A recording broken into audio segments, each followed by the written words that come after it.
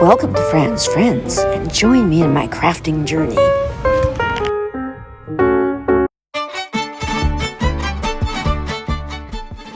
Welcome to Fran's Friends. When visiting other countries, it's always fascinating to look into the history and the culture of the country that you're in. Just recently being in Mexico, I found it an incredibly wonderful experience, meeting the people, looking at the colors and the culture, the history, how they celebrate different occasions. And it's just a fascinating thing to do when you are going to these countries, to really delve into the history and the culture. Two of the things that came forward for me while visiting Cancun is, one of them was a celebration that they have that deals with the Day of the Dead. And if you'll notice, all over the place you see these really unusual looking skulls, and this is how they celebrate the Day of the Dead. And what does that mean? As Dia de los Muertos is a holiday tradition celebrated on November 1st or 2nd. And it's a multi-day holiday which involves family and friends gathering to pay respects and remember friends and family members who have died. These celebrations can take on a humorous tone as celebrants remember amusing events and anecdotes about the dearly departed. The Day of the Dead has become a way to remember those forebears of Mexican culture. The Day of the Dead is largely seen as a festive characteristic, and traditions connected to the holiday include honoring the deceased using calaveras, which is these skulls, and a lot of times the people will paint their faces in using the skull motif, and they sell a lot of these skulls, which are very brightly painted and differently painted. I was given this skull by one of the people that runs the crafting section of the resort that I stayed at, and I shall paint it and post a picture of it to him.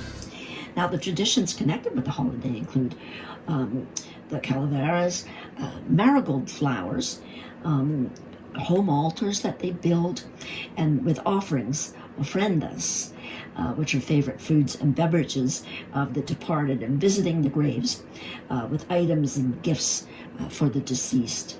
The celebration is not solely focused on the dead.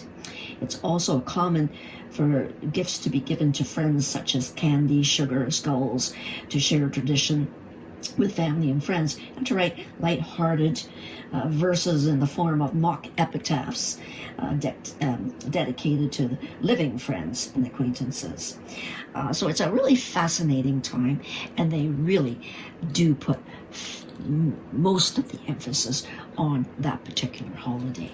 The second thing I came across was, like most countries, I know Turkey has an eye that they use for spiritual occasions, and in Mexico it's called God's Eye, and it's Ojo de Dios, which I apologize for the pronunciation, and it's a spiritual and votive object made by weaving a design out of yarn and a wooden cross.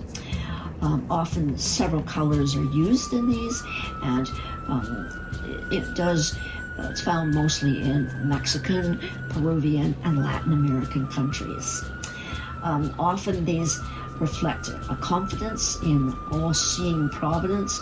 Some believers think that the spiritual eye, the eye of God, is the power to see and understand things unknown to the physical eye.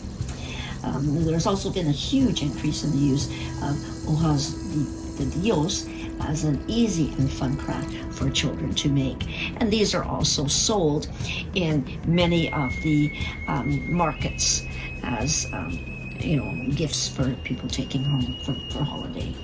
Now, the God's Eye is a ritual tool that was believed to protect those while they pray, a magical object, and an ancient cultural symbol evoking the weaving motif and its spiritual association to the indigenous people of Mexico. As an example, when a child is born, the father weaves the central eye. Then one color is added for every year of the child's life until the child reaches the age of 5. And then they're made for tourist markets, and they, in those particular cases, they have no traditional or spiritual significance. But in essence, it's culture, it's history, and it's so fascinating. I was also able to go to the market in Playa del Carmen and to purchase fabrics, Mexican fabric from an actual, fabric shop. And the colors and the weaving of the fabric is absolutely amazing.